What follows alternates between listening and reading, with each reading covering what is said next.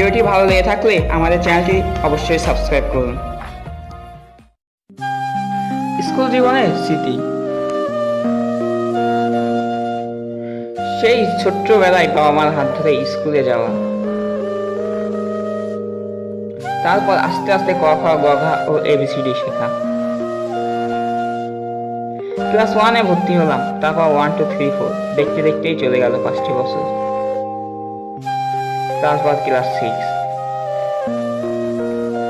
নতুন স্কুল, নতুন বন্ধু, বেশ ভালোই যাচ্ছিল দিনগুলি। এমনই করতে করতে চলে গেল আরো 5টি বছর।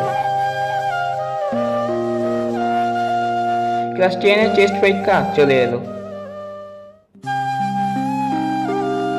সময় এসে গেল বিদায় নেওয়ার। স্কুল থেকে বিদায় দিয়ে দিল এবং পরীক্ষাও শেষ হয়ে গেল। তারপর সবাই আলাদা আলাদা কোথায় কোথায় চলে গেল। কলেজ ও বিশ্ববিদ্যালয় জীবনও শেষ হয়ে গেল। তারপর সবাই চাকরি খুঁজে ঘুরে বেড়ায়। এমন করেই জীবন শেষ হয়ে যায়। কোনো এক সময় স্কুলে না যাওয়ার জন্য বাহানা বানাইতাম,